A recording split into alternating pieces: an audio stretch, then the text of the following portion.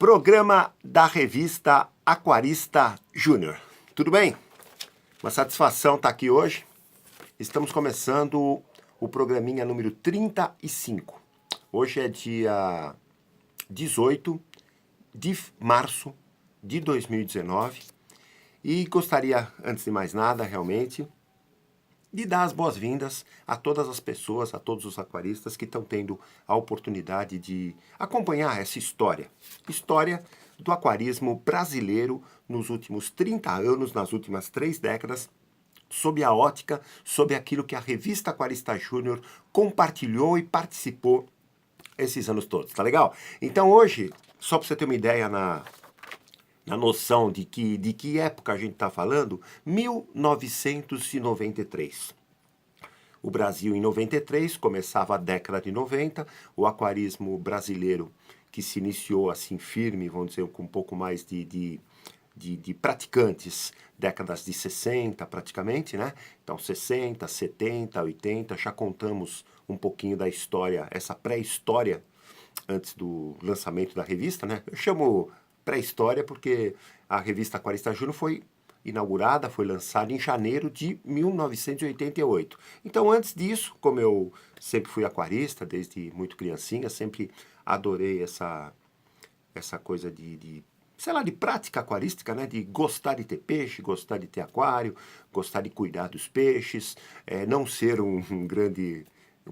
vamos dizer, não ser um aquarista meio dedicado, sabe? Aquele que cuidava, realmente as pessoas da família percebiam, puxa vida, como ele cuida direitinho, o aquarinho sempre vai para frente, a mortandade sempre é pequena, não acontece grandes transtornos, os peixes vivem muito tempo com Marcos.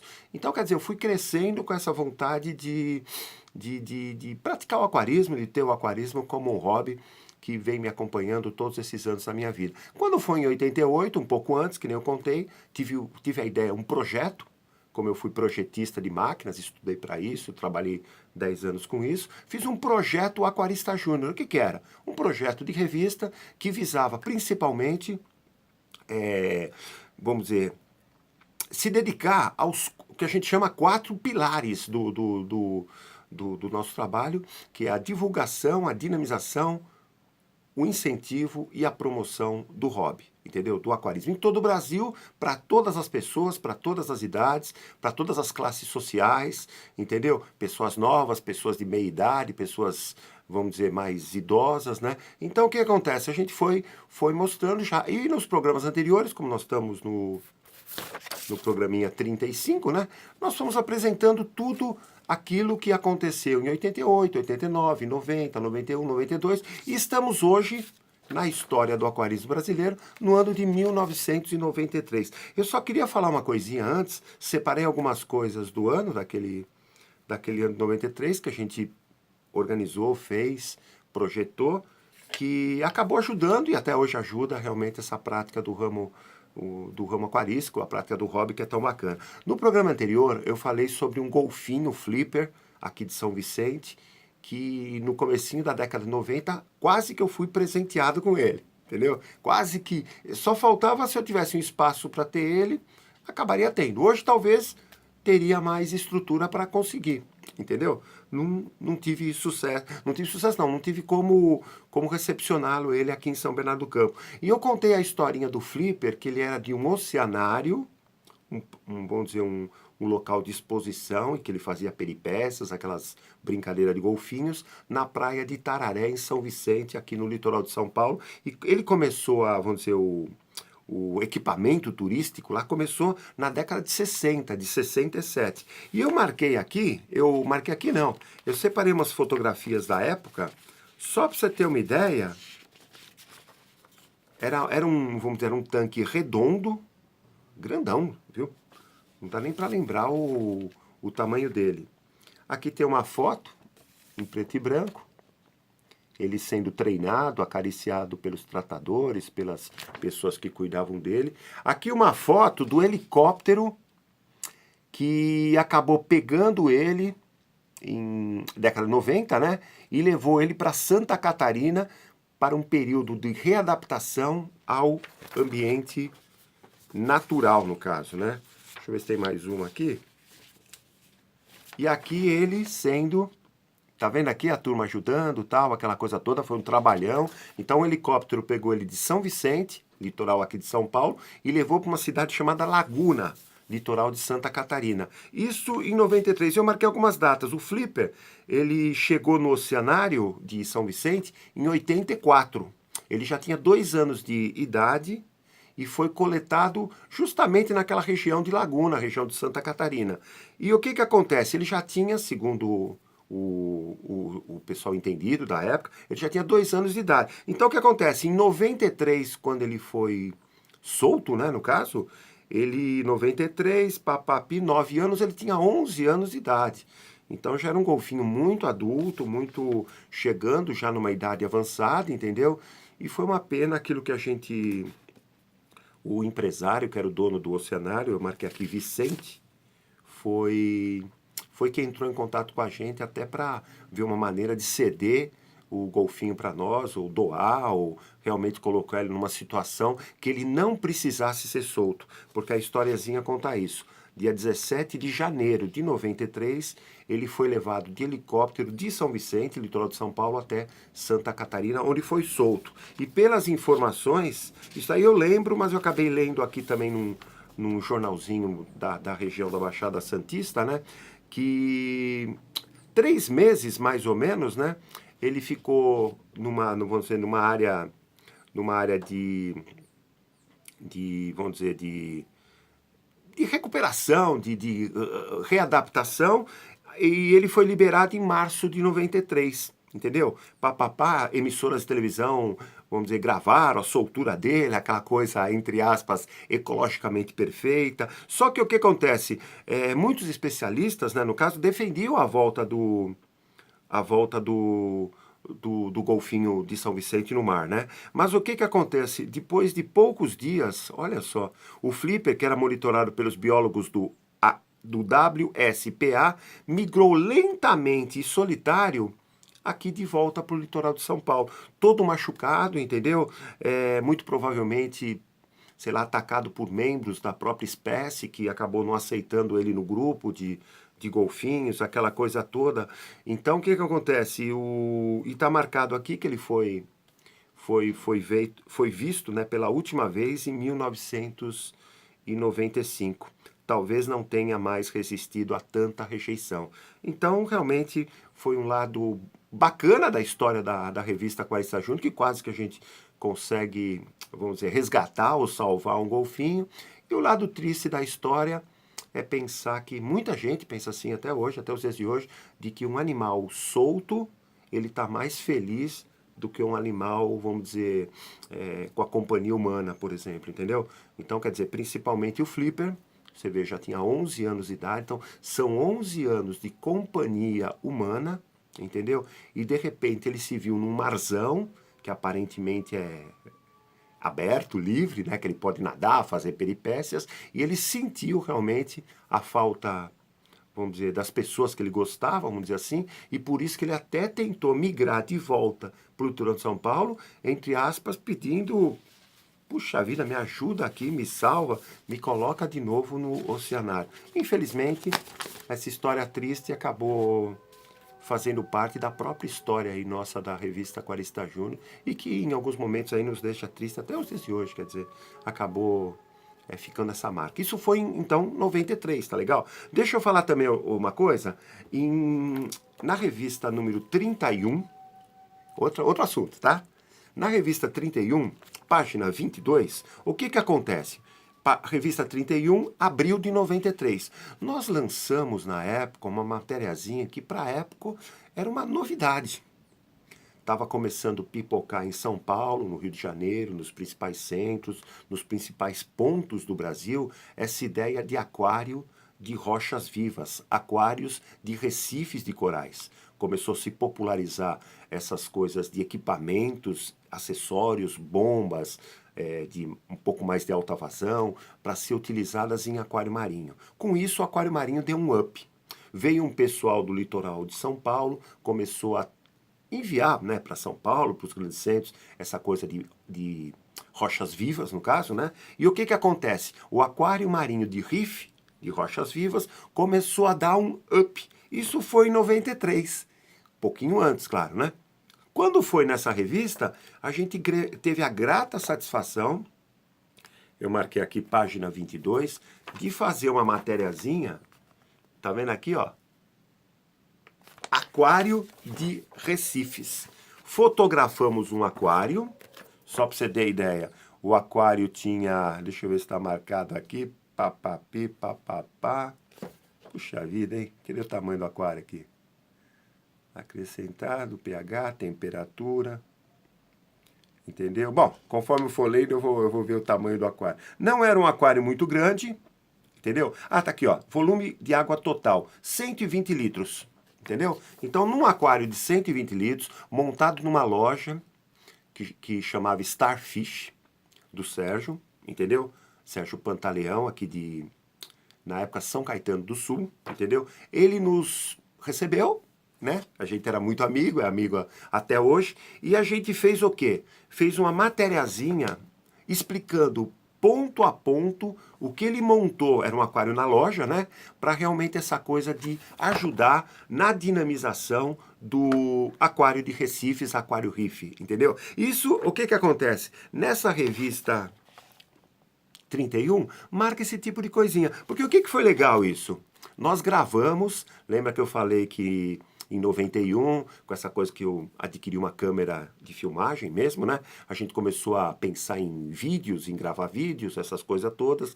Nós fizemos alguns vídeos para ajudar na preparação da Eco 92, que aconteceu no Rio de Janeiro, já expliquei também nos programas anteriores. E quando foi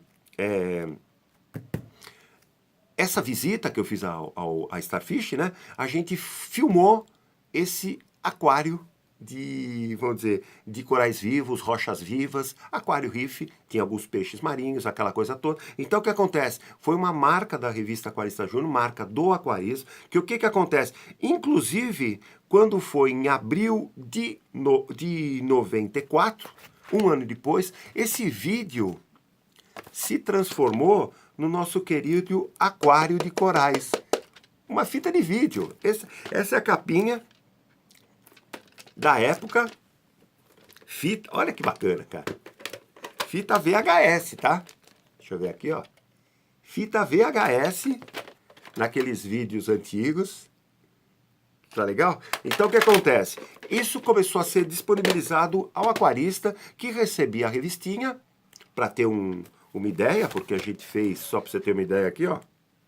Nós fizemos como eu fui projetista, essas coisas, eu fiz um desenho esquemático tentando explicar tudo que o aquário de corais tinha. É claro que era uma ideia, né? Não era para o aquarista que fosse interessado em montar um riff, aquela coisa, não precisava seguir ao pé da letra essa sugestão. Mas era uma sugestão que ele ia pegar o projeto, iria adaptar a cidade que ele mora, por exemplo, aos produtos que ele possa encontrar nas lojas da região dele e montar um aquário de Recife que começou que nessa época a ganhar uma popularização aqui no Brasil, entendeu? Então nós colaboramos com esse princípio de colaboração do Aquário Marinho de Recifes e Corais. Isso foi em 93, na revista número 31, abril de 93. E a gente, como a gente filmou, ficou filmado, aquela coisa toda. Quando foi, o pessoal pedia, né? Fala, poxa, eu queria assistir como é que foi, tal, papapi, papá. Então, como foi uma reportagem, a gente fez esse videozinho para distribuir para a turma. Uma coisa que eu gosto de falar também, que ele...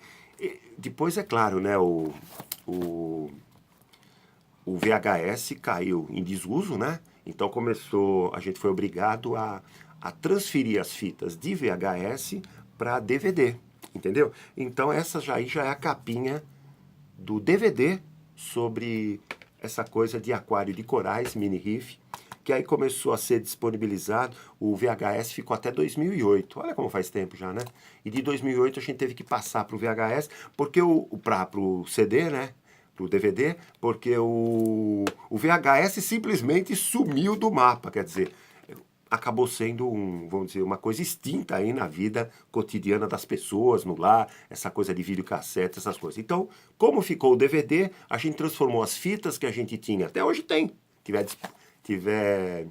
tiver interesse, é só entrar em contato com a gente.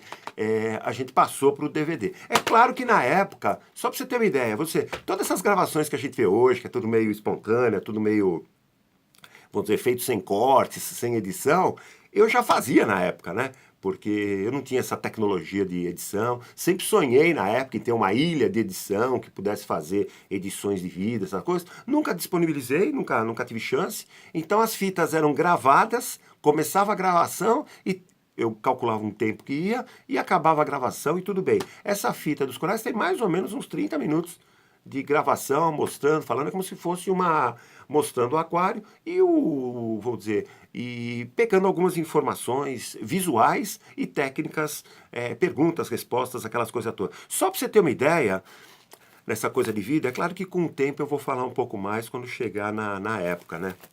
Mas nós temos uma coleção de vídeos, né? Tá?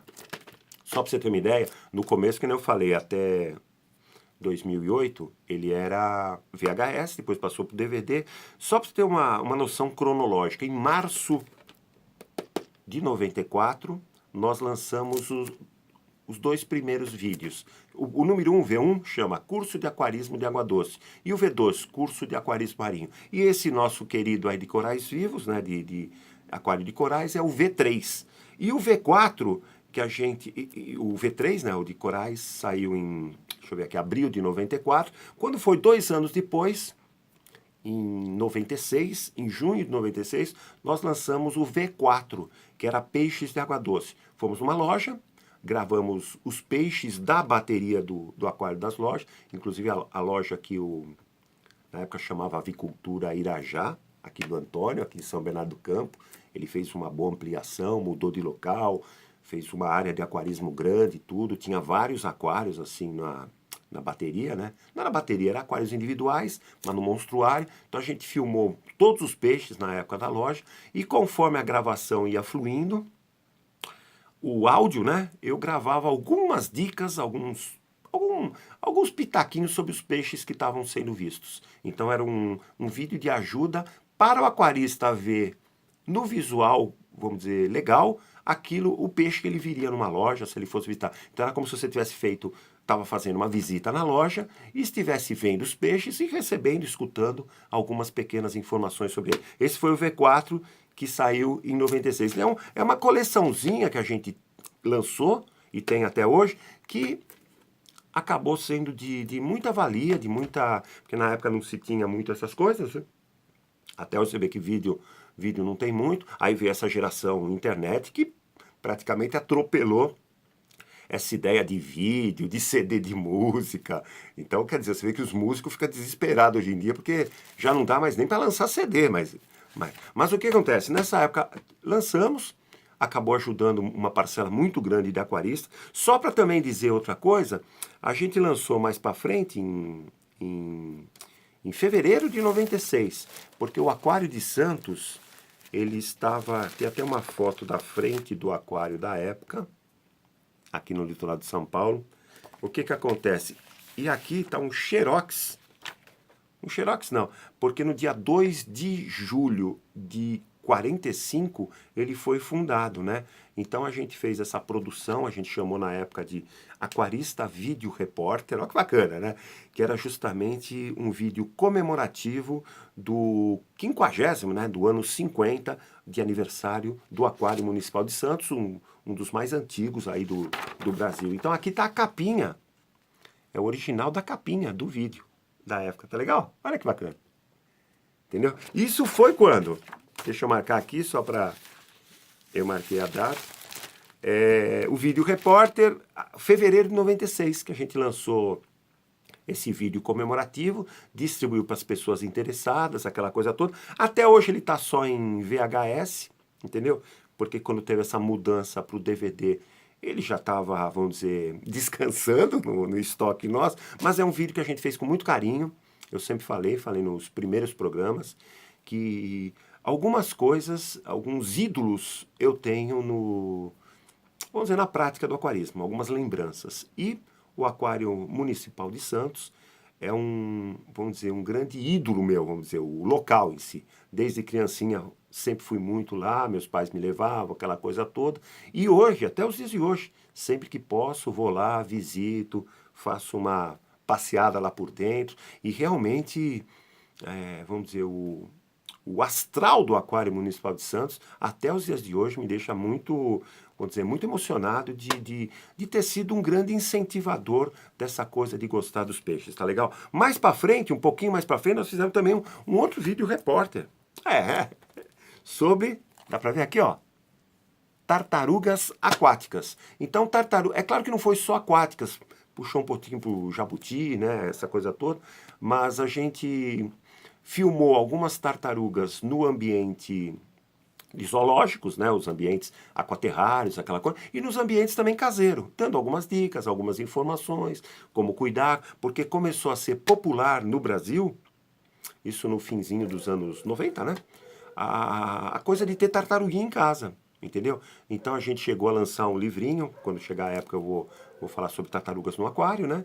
E também fizemos uma fita de vídeo para auxiliar aquela pessoa interessada em quê? Interessada vamos dizer, em tratar legal a tartaruga aquática, porque é uma coisa bacana, tanto no aquário, em animais que você vai pôr em aquaterrário, no caso da tartaruguinha. Vamos falar em aquário, por exemplo. Né? É importante quando você vai adquirir um peixe que você nunca viu ele, por exemplo. Então, puxa vida, tenta pegar informação sobre ele, tenta ler sobre ele. A revista Aquarista Júnior ela é rica em dicas, pequenas dicas práticas do que os bichinhos gostam, aquela coisa. Tenta observar para aquela pessoa que você está pegando o peixe, se é uma pessoa que está doando o peixe ou se é uma loja. Tenta ver o que ele vinha comendo, qual a ração que ele comia, qual que era o hábito que a pessoa tinha com o peixe. Para quando você trouxer ele em casa, você já começar com uma adaptação já um pouco mais tranquila do ponto de vista do que ele vai comer, do que ele pode gostar, do que você pode conseguir comprar para ele, de alimentos, essas coisas. Porque uma das preocupações mais bacanas do aquarista é se preocupar com essa coisa. O que meu peixe vai se alimentar? O que meu peixe vai comer para ter uma nutrição legal, entendeu? Então, dois motivos principais, né, de preocupação com aquarismo, isso aí eu sempre falo, né? É você pensar na água do aquário. O peixe é um animal que você não precisa se preocupar com ele em si, você precisa se preocupar basicamente com a água que ele vive, né? E com a alimentação que você vai oferecer para ele. Então fica pensando, fica olhando, se for numa loja, ver que tem uma alimentação específica para a espécie de peixe que você tem, adquire, não coloca muito, porque ele está acostumado com outra. É que nem a gente, né? A gente está acostumado com um tipo de comida, se a pessoa viaja para outro país, não vai começar a comer qualquer comida aí, que dá uma desinteria desgraçada. Peixe é a mesma coisa, ele pode não perceber a comida, não sentir. Eu nunca esqueço quando eu falei aqui nos programas anteriores, o Brasil, né, estava acostumado a dar para os peixes comida em flocos. Quando começaram a surgir as primeiras comidas em grãos, principalmente aqueles grãos flutuantes, que é aquelas bolinhas que flutuam, os peixes, eles estranhavam o alimento. Eles mordiam e soltavam, até ela amolecer e aí eles engolirem ela ou triturarem ela na boca, aquela coisa toda. E isso, por isso que não mais revistas da época, eu até colocava para a pessoa, antes de oferecer a bolinha para o peixe, coloca num copinho com água, pega um copo, põe água, deixa as bolinhas lá uns 10, 15 minutos, para ela ficar molinha e encharcada, né, vamos dizer, para ela ficar mais mole. Aí você joga no aquário que a aceitabilidade acaba sendo melhor. Por quê? Porque os peixes não estavam acostumados.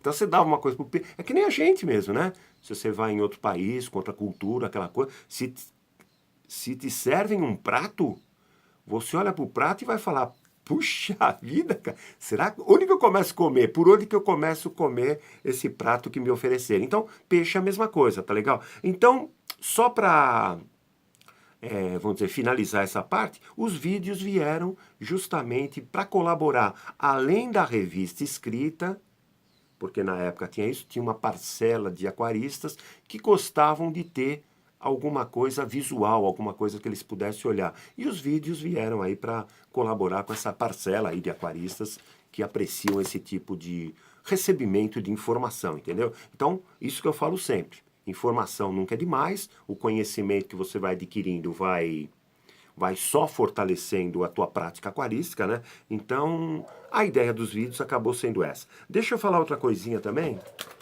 lembra que alguns peixes mereceram destaques na minha vida aquarística mesmo, né? E receberam também destaques no próprio mercado aquarísticos. Começaram a se popularizar, começaram a ganhar variedades de espécies, entendeu? E a gente achava, porque na época, né, final dos anos 80, essa coisa toda, eu gostava muito dos poecilídeos, né? Criei durante um bom tempo lebiste, guppy, né? Semi-profissionalmente, porque eu trabalhava e nas horas vagas criava, revendia, aquela coisa toda, e gostava muito dos peixes da família dele. Você vê que a gente já falou que algum tempo atrás eu tinha lançado o guia de Molinésias também, mesma família, e quando foi em maio de 93, dá para ver aqui, ó, nós lançamos esse guia prático, espada e plati, criação de espada e plati. Por quê? Porque nas lojas tinham essa coisa de algumas variedades, tanto de espadinha como plati. E a gente achava, pela própria facilidade reprodutiva, que a gente poderia criar uma receitazinha de criação onde a gente poderia ensinar o aquarista normal, o pequeno piscicultor, aquele que não estava acostumado ou familiarizado com a espécie, a criar platis. Porque eles têm uma criação muito similar ao lebiste, né? Criam com muita facilidade, já solta os filhotinhos grandinhos na água, você pode misturar variedades que vai nascer, às vezes, uma outra variedade, você pode tentar fixar uma genética, entendeu? Vamos dizer que alguns nascem, vamos dizer, vermelhinho. Então você pega todos os filhotinhos vermelhinhos, põe junto, vai reproduzindo sucessivamente. No ano, às vezes vamos dizer, uma fêmea pode dar, sei lá, se deixar direto 6, 7, umas 8 reproduções. Cada mês é uma, entendeu? Entendeu? Então o que acontece? Ela mensalmente, ou cada 40 dias, ela dá uma, entendeu? E nasce o quê? 20, 30, 40 filhotinhos, tanto do plati, do espadinha, às vezes um pouco menos, às vezes dependendo do tamanho da fêmea, um pouco mais, mas vamos dizer 20, vamos dizer assim. Então o que acontece? O piscicultor ou aquarista, ele poderia começar a selecionar as variedades e com isso, se fosse profissional, até o criador profissional, até abastecer melhor as lojas. Tanto que hoje, você vê que nós temos uma variedade muito grande de plati, de espadas, várias cores, várias, vamos dizer, tonalidades ou contraste de cores, as caudas, às vezes mais véu, menos véu, mais longa, menos longa. E isso, o que acontece? A gente, na época, fez esse lançamento do Guia Prático, ajudou bastante a turma, até hoje ele é disponível, tá? Aquilo que eu falo sempre nos programas, a informação, vamos dizer, técnica, né, no caso, ela, vamos dizer, é sempre atualizada. Então, mesmo um livrinho lançado em 93, até os dias de hoje, opa, ele tá. Porque a criação de peixe é um pouco diferente do aquário que você tem em casa. A criação de peixe sempre é uma coisa mais rústica, entendeu? É uma coisa em que a estrutura é rústica para você ganhar produtividade sem gastar insumos, essas coisas todas, entendeu? Então o criador ele se preocupa muito em praticidade para que possa o quê? Para que possa ter uma criação bem sucedida, vamos dizer, os peixes sejam bastante reprodutores e com isso, vamos dizer, não pode ter muito gasto na estruturação. Então, às vezes a criação é uma coisa muito simples, entendeu? Mas o resultado acaba sendo muito bom. E com espada e plati são peixes fantásticos para você fazer, vamos dizer, para você se entusiasmar com o hobby do aquarismo. Então, é uma dica, se você nunca teve peixe na vida ou nunca criou peixe, nunca reproduziu peixe, uma dica é o espadinha e a moliné. Uma coisa que eu queria falar também, isso daí vale para dezembro de 93. Tá vendo aqui? Criação de passarinhos. Puxa vida, criação de passarinhos. Lembra que eu falei nos programas primeiros? Eu sempre fui um cara de gostar de animais, em geral. Então, em casa mesmo, eu já tive, procuro manter desde criancinha. Os principais animais básicos, caseiros, que você possa imaginar, eu tenho em casa, gosto de cuidar, aquela coisa. E passarinho também sempre, eu gostei de ter alguns passarinhos. Durante um bom tempo tive vamos dizer, uma criação que acabou ficando grande de agapornis, depois de calopsita, tive periquitos também em criação, tive canarinhos, aquela coisa toda, entendeu? E o que acontece? Quando foi em dezembro de 93, dezembro não, outubro de 93, a Alcon A Alcon, né, fabricante de produtos aquarísticos, né? Medicamentos, testes, alimentos. Ela estava lançando uma linha de produtos para pássaros. E quando ela foi lançar, um pouquinho antes, a gente deu a sugestão de escrever um livrinho sobre passarinhos e contar com o apoio, com a participação deles, até com a revisão não, vamos dizer, no texto eles deram umas pitadas assim para colocar, por quê? Era um guia prático que queria ser distribuído nas lojas, justamente para incentivar a pessoa a cuidar melhor dos passarinhos, tá? Então a gente pegou os principais pássaros, vamos dizer, de fora do Brasil, e os principais pássaros silvestres, né? Que nós temos aqui no Brasil, e demos pequenos pitacos sobre como cuidar deles. É um livrinho geral sobre o cultivo, a manutenção, principalmente a manutenção, né, dos passarinhos. Então, a Alcon, nossa querida parceira aí de muitos anos, cara, entendeu? Na época lançando uma linha de produtos, olha os produtos aqui. Ela acabou nos presenteando com esse apoio no lançamento do Guia de Passarinhos, que nos deixou muito contente e fortaleceu também aquela coisa de criança, de gostar de animais em geral, né? Eu até brinco, falei nos primeiros programas, que durante muitos anos, quando eu era criança, eu e meus irmãos, nós tínhamos essa coisa de MZI em casa, que era um mini zoológico infantil. Então todo bichinho que você imagina que possa ter, a gente teve, entendeu? Tá legal? Então, criação de passarinhos, um lançamento da Aquarista Júnior, foge um pouco dessa coisa de aquário, de história do aquarismo brasileiro, mas os pássaros sempre estiveram muito ligados ao comércio aquarístico. Aliás, as principais lojas de aquário, as principais não, as mais antigas, né, sempre tinham, vamos dizer, o forte que era a avicultura, né? E aí começaram com o setor de aquário, algumas foram crescendo tanto a parte de aquarismo, a avicultura acabou ficando um pouco meio a meio, às vezes o aquarismo até ficou um pouco maior, mas foi um crescimento que aconteceu, vamos dizer, legal na história das lojas, das aviculturas, tá legal? Deixa eu falar também uma coisa, rapidinho, só para finalizar. Então, só para concluir, o programinha 34 tá acabando. O programa 35, no caso, né? Tá acabando. Foi rapidinho hoje, né? Gostaria de desejar uma boa semana a todos, que Deus abençoe você, sua família, e que na próxima segunda-feira estaremos aqui sem falta, tentando contar essa coisa da história do aquarismo brasileiro nos últimos 30 anos. Tá legal? Valeu, tchau, tchau, até a próxima segunda e legal. Valeu, tchau!